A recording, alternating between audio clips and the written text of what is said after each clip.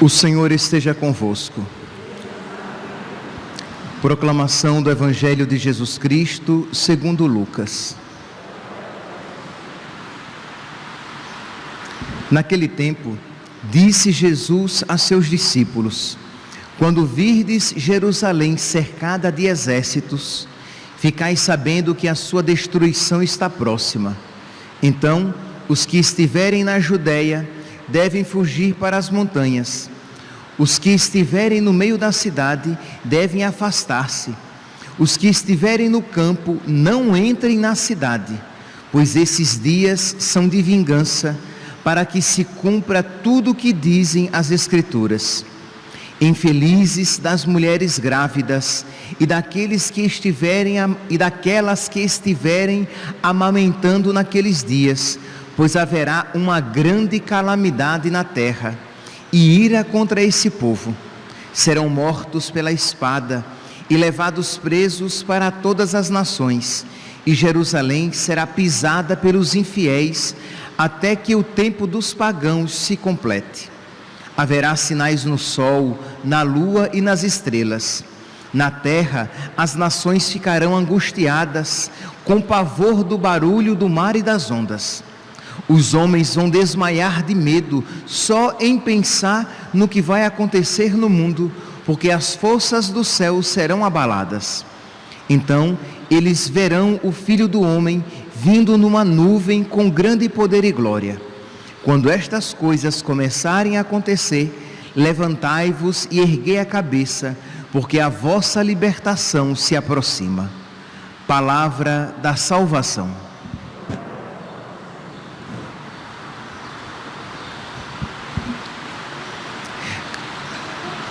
Caríssimos irmãos e irmãs, antes mesmo de começar a homilia de hoje, apenas uma observação com relação à homilia de ontem, que eu falei um número e eu fiquei na hora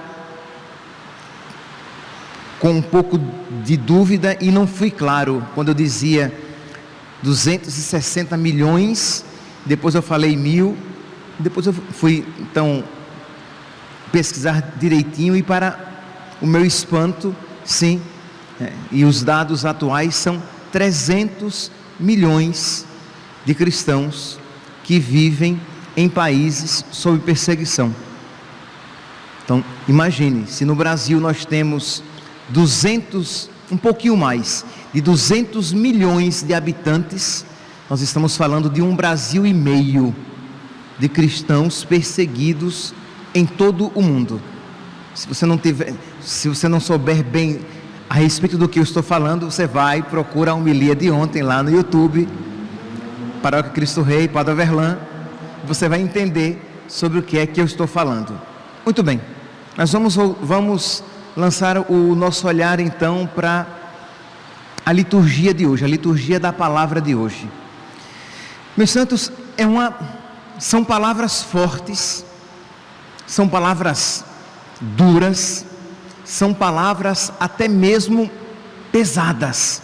Sim, tanto a primeira leitura, que fala a respeito da condenação da Babilônia, diz aqui, estamos no livro do Apocalipse, no capítulo 19, que diz: sim, Deus julgou a grande prostituta que corrompeu a terra com sua prostituição e vingou nela o sangue dos seus servos. A fumaça dela fica subindo por toda a eternidade. E no Evangelho de hoje, retirado de Lucas, capítulo 21, nos mostra o julgamento de Jerusalém. Tanto aqui, neste contexto, tanto Babilônia como Jerusalém são sinal do pecado, cidades pecadoras, cidades que voltaram as suas costas para Deus, que não obedeceram aos seus mandamentos. Então a aplicação primeira aqui que nós fazemos, logo de imediato, é o quê? O castigo que virá sobre aqueles que viram as costas para Deus. E isso que acontecerá no fim do mundo, no fim dos tempos. Uma coisa que, às vezes, sei lá, já ouvi isso mesmo até de católicos, que repetem assim, com toda uma autoridade de que não tem, dizendo assim: não, o fim do mundo não existe, nós é que vamos nos acabar, o fim do mundo será quando eu acabar. Não, assim, a Sagrada Escritura é clara quando isso afirma, e o Catecismo também. Se você pegar no Catecismo aqueles números que eu venho citando desde ontem, né? Porque são os números que falam a respeito da escatologia do fim do mundo, diz aqui no número 681, no dia do juízo, por ocasião do fim do mundo, Cristo virá na glória para realizar o triunfo definitivo do bem sobre o mal, os quais, como o trigo e o joio, terão crescido juntos ao longo da história. E quando as pessoas falam que, então aqui fala claramente do fim do mundo, este mundo terá um fim. E um segundo aspecto, de que às vezes, até mesmo pregadores isso repetem, isto é, não, Deus é bom, Deus é misericordioso, e no fundo todos vamos nos salvar, todos vamos para o céu. Até já comentei aqui, de algumas vezes você vai para um velório e as pessoas já estão, como se diz, cantando vitória para o defunto. Não, ainda bem, né? Já está com Deus, já está no céu. Assim, é claro que o céu, misericórdia, é possível e muito possível. É claro que Deus quer que todos nós nos salvemos. Deus quer que todos os homens se salvem e cheguem ao conhecimento da verdade. Mas nós não podemos simplesmente tirar a possibilidade real da perdição eterna. Catecismo número 679. É pela recusa da graça nesta vida que cada um julga a si mesmo. Então, esta vida é o vale da decisão, é o vale de Josafá, é o vale do julgamento. Aqui neste mundo, pelas nossas escolhas, nós nos decidimos por Deus ou contra Deus. É pela recusa da graça nesta vida que cada um se julga a si mesmo, recebendo de acordo com as suas obras, e pode até condenar-se para a eternidade com a recusa do amor. Então, apenas fazendo aqui uma afirmação óbvia para todo católico, mas que é sempre bom relembrar, não para causar um terror, a finalidade não é essa, mas para que nós compreendamos a seriedade da nossa vida, isto é, devemos levar a sério a nossa vida, porque é aqui que nós nos decidimos por Deus ou contra Deus. Pois bem, então voltando aqui às leituras de hoje, as duas leituras, de imediato, a aplicação primeira é esta, é a condenação daqueles que abandonam Deus, daqueles que viram as costas para Deus. Mas tanto a primeira leitura como o Evangelho, eles terminam de uma maneira positiva, não obstante o peso das leituras. Olha, ouçamos aqui de novo o Evangelho. Infelizes das mulheres grávidas e daquelas que estiverem amamentando naqueles dias, pois haverá uma grande calamidade na terra. Serão mortos pela espada, levados presos por todas as nações. Jerusalém será pisada pelos infiéis. Haverá sinais no sol, na lua, nas estrelas, na terra. Na terra as nações ficarão angustiadas, com pavor do barulho do mar e das ondas. Os homens vão desmaiar de medo, só em pensar no que vai acontecer, porque as forças do céu serão abaladas. Mas, aqui vem o espanto agora, mas quando estas coisas começarem a acontecer, levantai-vos e erguei a cabeça, porque a vossa libertação se aproxima.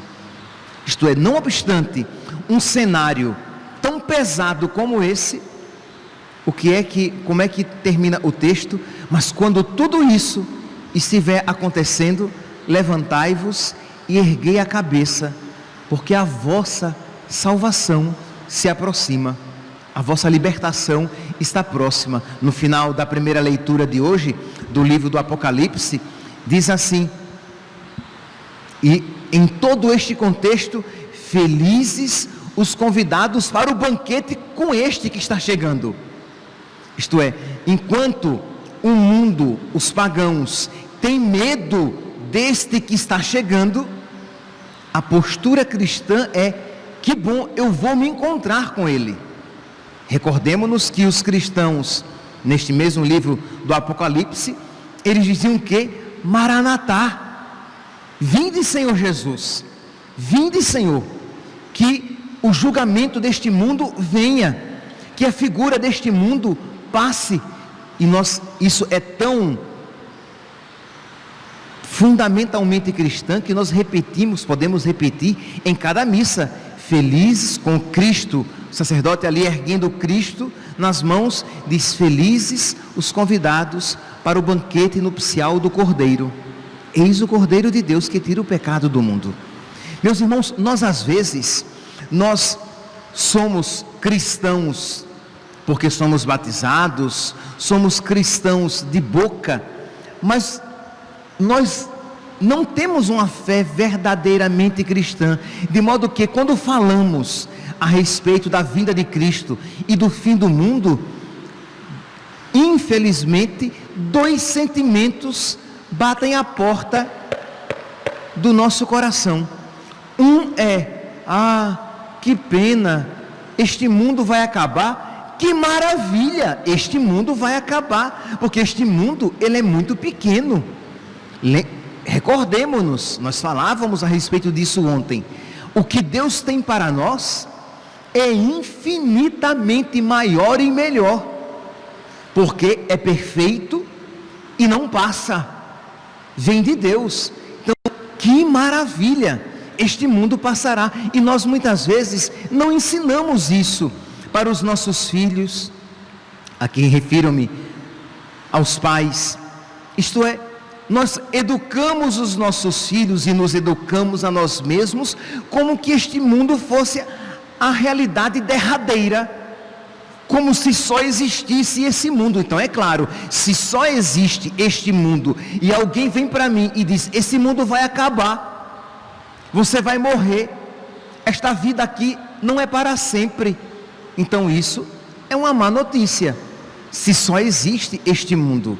Mas se eu creio que existe um outro mundo, quando alguém diz: este mundo não é para sempre, a atitude do cristão é: glória a Deus, aleluia, que maravilha, que bom que este mundo não é para sempre, que existe um outro mundo perfeito e eterno, reservado para nós. Felizes os convidados para o banquete nupcial do Cordeiro. Felizes somos nós. Pois bem, então a primeira atitude é esta: que maravilha, este mundo não é para sempre.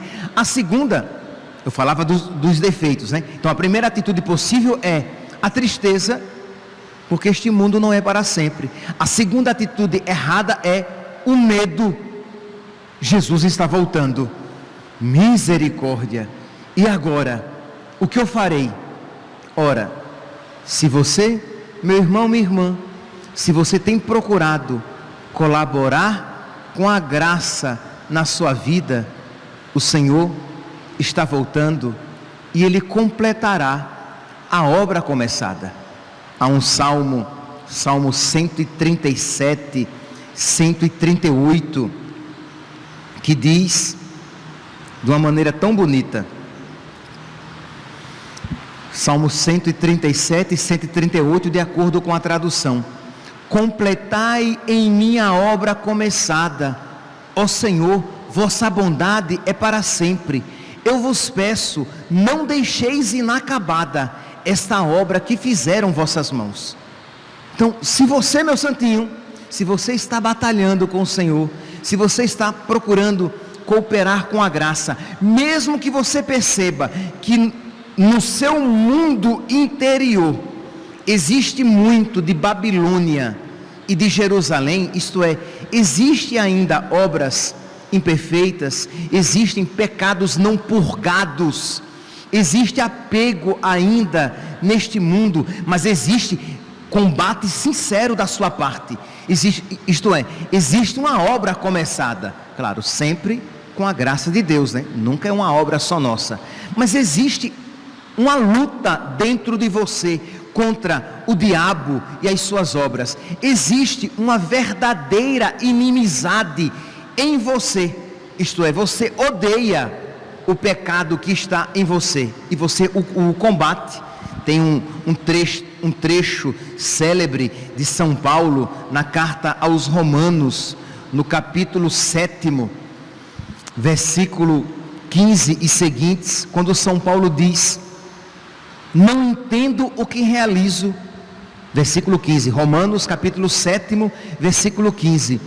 Eu não entendo o que eu realizo, pois eu não executo o que eu quero, mas eu faço o que detesto. Isto é, se nós formos sinceros, nós iremos olhar para dentro de nós e veremos que existe uma luta, que existem realidades dentro de nós que nós detestamos e devemos detestar, mas que às vezes nos sentimos inclinados. Então é aquela luta dentro de mim. Versículo 18: o querer está ao meu alcance, mas não o executar. Eu queria ser santo, eu queria ser totalmente desapegado dos meus pecados, mas isso ainda não se realizou completamente na minha vida. Também, sem sombra de dúvidas, porque eu ainda não quero plenamente, por isso que a graça não é plenamente derramada em mim. Mas o que eu quero dizer, deixar claro, é que o nosso coração, claro, você vai dizer, padre, mas nos santos de sétima morada era assim. Não, num santo que progrediu no amor de Deus, o seu coração já é tranquilo, porque o seu coração já é todo de Deus.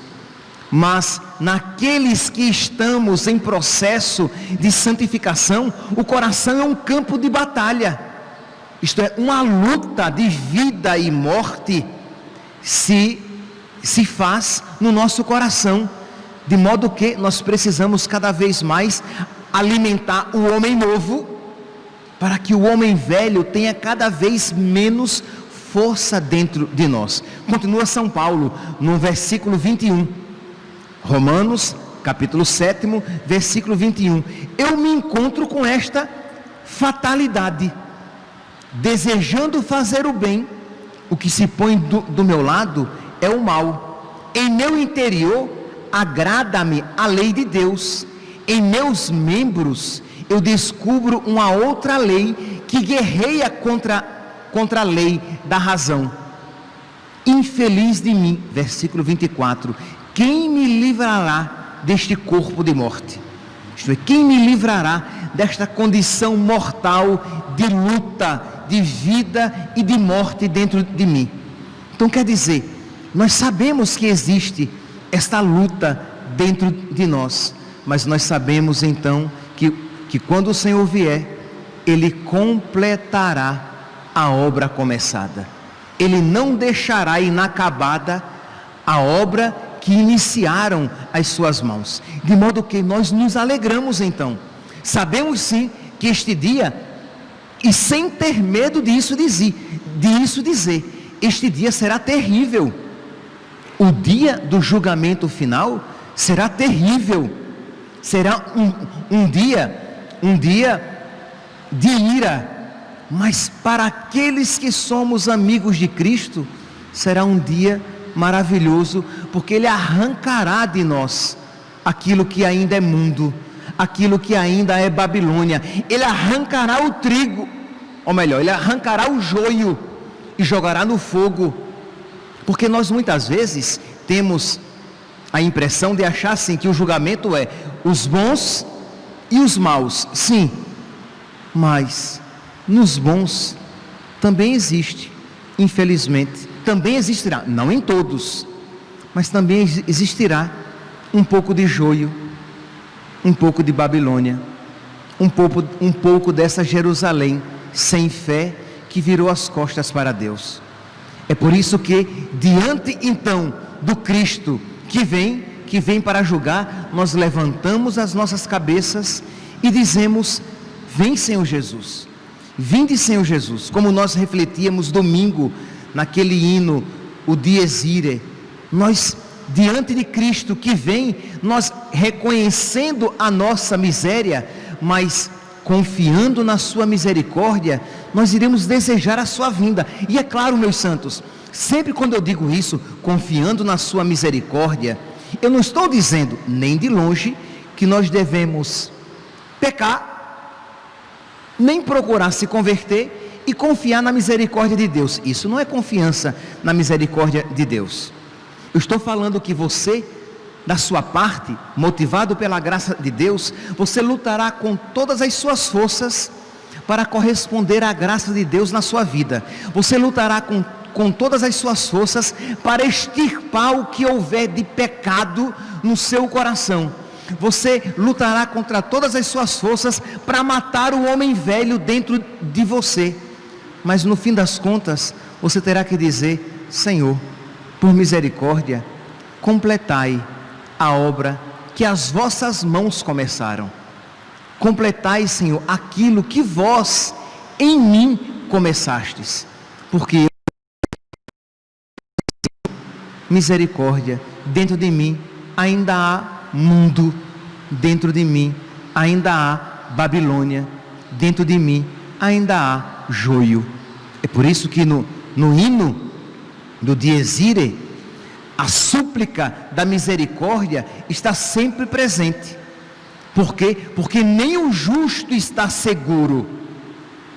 Diz aqui o hino, nem o justo, porque no justo o joio, o mundo, a Babilônia também de alguma maneira está presente. No justo, a luta, não faço o bem que quero, mas o mal que eu não quero fazer, ainda está presente. Por isso, nem o justo está seguro. Senhor, salvais só por piedade, me salvai, fonte da graça. Percebe aqui? São súplicas, são pedidos de quem suplica a misericórdia. Sede bom para comigo, perdoai-me nesse dia. Quando forem os malditos para o fogo eterno aflitos, entre os vossos acolhei-me.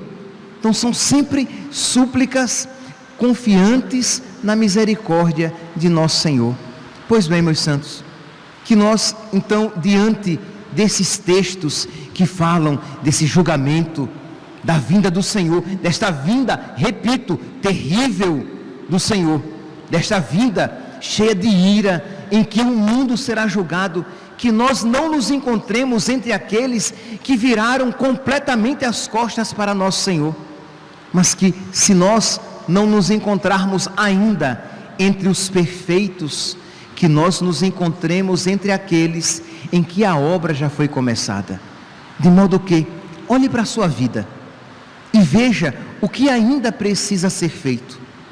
Olhe para a sua vida e veja se em você existe muito mais apego ao mundo e amor ao mundo. Uma das condições é que haja verdadeiro ódio ao mundo. São Paulo diz: eu não faço o bem que quero, mas o mal que eu detesto. Mas se você ama o mal, se você é amigo do mal, você não pode nem sequer esta palavra repetir.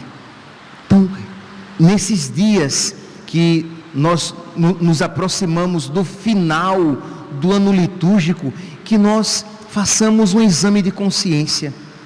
que nós vejamos os nossos afetos, que nós, uma vez vendo as nossas misérias, que nós supliquemos a Deus a graça. E aqui, quando eu falo isso, você talvez nem esteja em situação de pecado mortal, você nem precise se confessar, mas embora você esteja em estado de graça, você vê que o seu coração, ele é muito inclinado às coisas passageiras, que o seu coração é muito devotado a este mundo que passa, de que os seus desejos são muito inclinados às coisas perecíveis, que você ainda não descobriu o Senhor como a sua única riqueza, que você de verdade não deseja a vinda do Senhor, porque ainda na sua cabeça você quer, ainda de forma lícita, aproveitar o máximo que este mundo pode oferecer, porque lá no fundo do seu coração